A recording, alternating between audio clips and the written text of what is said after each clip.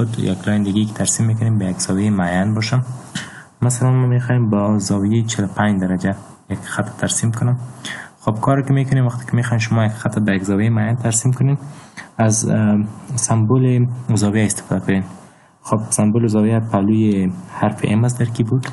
شیفت روی بتن کلیک کنین. وقتی که بتن پرس کردین پهلوی بتن ام کس دیگه ببینید که یک سمبل زاویه میاد. بعدا هر زاویه مد نظر شما که از همون زاویه معین را که میخواین با زاویه معین یک خط ترسیم کنین، اون رو تایپ کنین. مثلا ما میخوایم با زاویه 45. پس این شد زاویه 45. انتر. اناله این خط را که میبینید دیستنسش معین است. هر دیستنس را که ما مد نظر میشه که ما با دیستنس با ولیو های متفاوت یک خط داشته باشم. مثلا من اینجا کلیک میکنم ولی زاویه اونم زاویه تغییر نمیکنه، زاویه 45 درجه است. پس این قسمت هم اند پوینت هست و بعدا از این کماند میبریم و یک مثلث ترسیم شد با زاویه 45 درجه. به همین ترتیب اگر من یک مثلث دیگر ترسیم کنم انتر، این دفعه میخوایم که یک مثلث با زاویه 60 درجه ترسیم کنم. پس باز شیفت پهلوی حرف ام روی ازو کلیک میکنم، سمبل زاویه ظاهر میشه. بعد از میگیم که زاویه 60. خیلی انتر. پس این خط که میبینی کلا زاویه 60 درجه است. دیستنس شما مشخص میگه بسازین.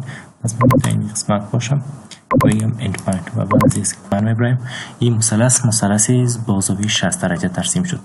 خب یک مثلث دیگر رو میخوایم ترسیم کنم. این دفعه از کماند لاین از اینجا اکتیویت میسازم. یک لاین مثلا دیستنس میدم که به اندازه 5 اینچ. پس یک لاین ترسیم شد. بعدا میخوایم که زاویه ما باشه به اندازه 120 درجه. خیلی میگم که سمبل زاویه 120 انتر. پس به این ترتیب میبینیم که روبرو به شکل ورتیکال به زاویه 90 میشد. از زاویه 90 که بزرگتر است، پس این زاویه 120 درجه است. به این شکل این دو خط را میبینیم. پس بینشان زاویهش 120 درجه است. خب به این ترتیب میتونیم برای خطوط خود زاویه بتیم.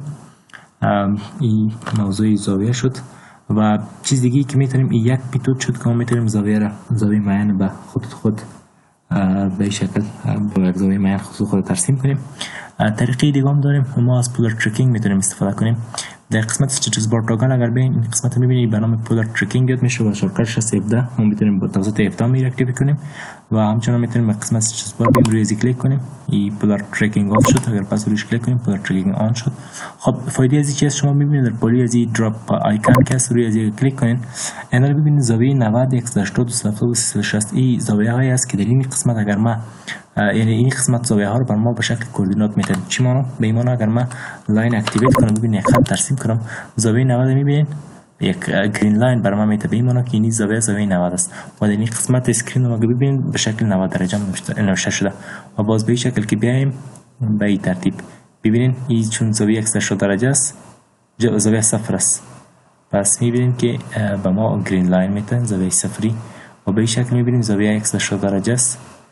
پس در این قسمت ما گرین لاین داریم. خب و در قسمت ما گفته بودیم در پولر تریکینگ چیزی که است در 90 در 180 270 360 و ما گرین لاین میته کوردینات میته که این قسمت میتونید که شما زاویه ترسیم کنید. ولی ما اگر مثلا با زاویه 30 60 90 120 درجه داشته باشم پس من روی از این میتونم کلیک کنم این رو تک مارک میسازم.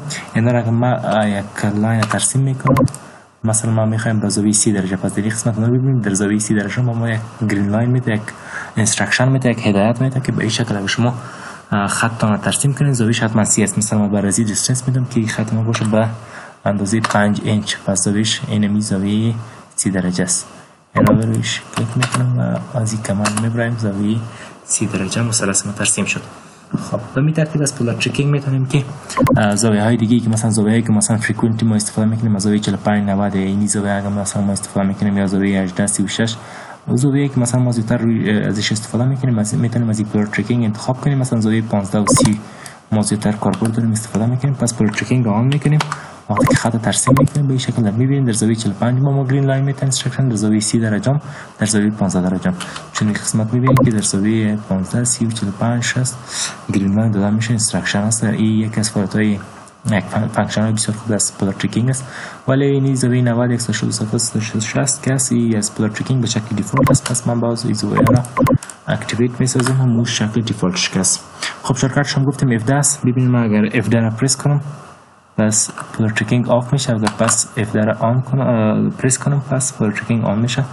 کامند LAS یا کامند شارتکت شما یاد داشته باشین که F10 است. خب پولی پولار تریکینگ شما ببینید یک آیکن دیگه است، این به نام AutoCAD میگن و شارتکت ازی کامند شارتکت ازی F10 است. خب AutoCAD به خاطر چی استفاده میشم؟ وقتی که ما AutoCAD را فعال میسازیم بنا خطوط ما با زاویه 90 درجه ترسیم میشه، یعنی خطوط ما به شکل ورتیکال و هوریزونتال به شکل افقی و عمودی ترسیم میشن و زاویه‌اش 90 درجه است. این بسیار کاربرد بسیار زیاد داره. ما در بسیاری دراینگ خود نیاز به AutoCAD داریم که خطوط ما با زاویه 90 درجه باشه. پس بیاین که از ستیتوس بار تاگل را اکتیویت میسازیم. روی AutoCAD روی از آیکن کلیک میکنیم. پس میبینید در کامند AutoCAD آن. خب اینا اگر ما بخوایم لاین ترسیم کنم لاین اکتیویت میسازم. ببینید خط به شکل شد. اینا قسمت بالا به ترتیب به هر طرفی که میریم خطوط ما رو میبینید به شکل افقی و عمودی با زاویه 90 درجه است. پس هم شد فانکشن پولار تریکینگ. چون پولار تریکینگ ما آن است خطوط مرانای ما که به زاویه دیگه ترسیم شد کلان خطوط به شکل زاویه 90 درجه ترسیم میشه. خب بیام بود فانکشن پولار تریکینگ. اینا لگم ما پس از پولار تریکینگ برای خطوط را که ما ترسیم میکنم میبینید که به هر قسمت سمت بالا و پایین میتونم با زاویه متفاوت خط ترسیم کنم. اما وقتی که پولار تریکینگ آن میسازم و کامند لاین اکتیویت میسازم پس میبینید خطوط به شکل زاویه 90 درجه قید میشه. اینا میتونم که بسیار با آسانی خطوط خود را با زاویه 90 ترسیم کنم. این فانکشن پولار تریکینگ و کامند شارتکت شما است F8. دیگه دیلیت میسازیم، صفحه دراینگ خود پاک میسازیم. دیگه یک آیکن دیگه هم است در قسمت استیتوس بار که ما در ویدیوهای قبلی هم روی صحبت کردیم، داینامیک اینپوت. اما فقط ما قدر گفتیم که وقتی میخوایم داینامیک اینپوت رو آن بسازیم معمولا اگر وقتی که شما نو برنامه یا سافتور اتوکاد که نصب میکنین داینامیک اینپوت در استیتوس بار تاگل موجود نمیباشه. شما کار را که میکردین ما در ویدیوی قبلی ایراد استیتوس بار تاگل آوردیم. طریقش بود که میرفتیم در قسمت کاستمایزیشن. در کاستمایزیشن چون داینامیک اینپوت آف می بود روی ازی کلیک میکردیم داینامیک اینپوت وقتی که تیک مارک میشد پس یا هم در قسمت استیتوس بار می آمد. خب باز رویش صحبت نکردیم که چی به درد میخوره. ببینید داینامیک اینپوت یک فانکشن بسیار خوب داره. ما پیشتر وقتی که میخواستیم برای خطوط خود زاویه معین بدیم اولا از سمبل زاویه استفاده میکردیم و بعد از زاویه رو مشخص میکردیم و میتونستیم از پولار تریکینگ هم با زاویه‌های مشهور از اینجا استفاده میکردیم به شکل گرین لاین که بر ما اینسترکشن میداد. طریقه دیگه است که ما از پولار تریکینگ استفاده کنیم. وقتی که پولار تریکینگ ما آن باشه کاری که ما کرده میتونیم روی لاین مثلا لاین ما اکتیویت بسازم. بعد از وقتی که میخوایم برای خط خود یک زاویه بدم شما میتونید همزمان هم دیستنس رو مشخص بکنین هم زاویه را.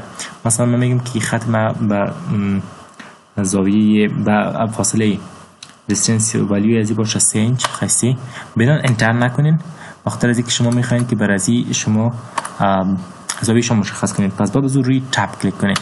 تاب کلیک کردن دیستنس تون قید شد. شما این زاویه رو میتونید برشان زاویه معین را که دلخواهتون که است او رو میتونید که برشان علاوه کنید. خیمه زاویه 45 میخوایم که خط ما به اندازه 3 اینچ باشه و خود دیستنس ولیو رو برشان دادم.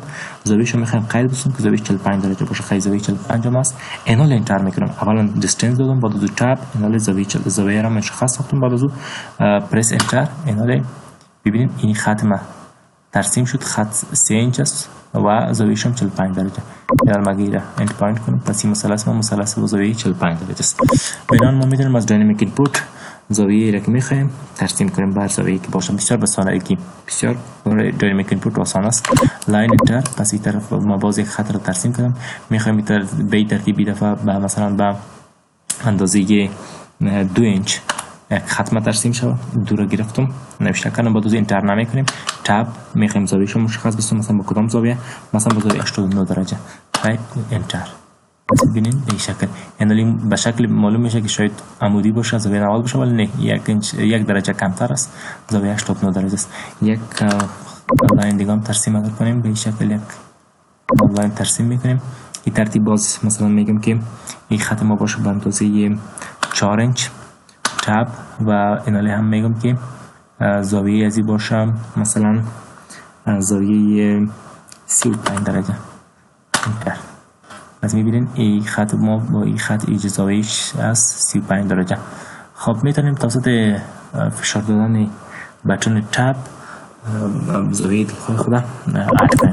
این از یکی از فانکشن بسیار خوب است پول تریکینگ است، ولی اگر پول تریکینگ آف باشه باز ما این کار کردن نمیتونیم. خب این موضوعاتی که امروز روش صحبت کردیم که چگونه میتونیم برای خطوط خود با یک زاویه معین ترسیم کنیم و دیگه 3 طریقه وجود داشت. توسط داینامیک اینپوت میتونستیم، توسط پول تریکینگ و توسط علامه یا سمبول زاویه استفاده میکردیم. خب این بود درس امروزی. در اخیر ویدیو یک چند سوالات داریم که شما باید به این سوالات پاسخ داده بتونید. به این شکل سوالات است. چگونه میتونیم که سوال اول است چگونه میتونیم که داینامیک اینپوت رو در برنامه آتوکد خود فعال بسازیم؟ ساده است. شما جواب زیر میفهمید. داینامیک اینپوت چگونه میتونیم در برنامه آتوکد فعال بسازیم و دیگه ای که داینامیک اینپوت کاربردش چی است و چگونه میتونیم که به استاتوس بار تاگل بیاریم. و سوال سوم شارتکت کماند داینامیک اینپوت چی است. سوال چهارم شارتکت کماند پول تریکینگ چی است. سوال پنجم شارتکت کماند آتومود چی است. سوال ششم به خاطر مشخص ساختن واحداتی که ما مثلا دراینگ را که ترسیم میکنیم و دراینگی که در برنامه آتوکد وجود داره چگونه میتونیم که یونیت یا واحدش مشخص بسازیم، چگونه میتونیم کار انجام بدیم، چی کار باید انجام بدیم تا اینکه واحد دراینگ های ما مشخص شود. سوال هفتم کاربرد آرتومود چی است. سوال هشتم سی میتود را نام ببرین که توسط از میتونیم برای خطوط خود زاویه‌اش مشخص بسازیم.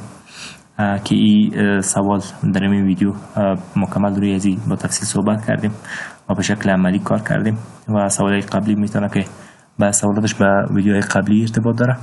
بنابراین شما وقتی که میخواین که به این سوالات بتونید که جواب بدین باید ویدیوهای قبلی را مکمل به شکل درست تماشا کنید، باز میتونید که به این سوالات به درست جواب بدین. خب سوال نهم تفاوت بین ویندو سلکشن و لاسو سلکشن چیست؟ این هم در ویدیوهای قبلی ما به شکل مفصل تشریح کردیم. خب به این سوالات اگر شما میتونید که جواب بدین به ایمانه که شما تا اینجای کار خوب یاد گرفتین و اگر در کدام سوال را میتونید جواب بدین و جوابش را براتون مبهم است شما باید به ویدیوهای قبلی سر بزنین. موفق باشین.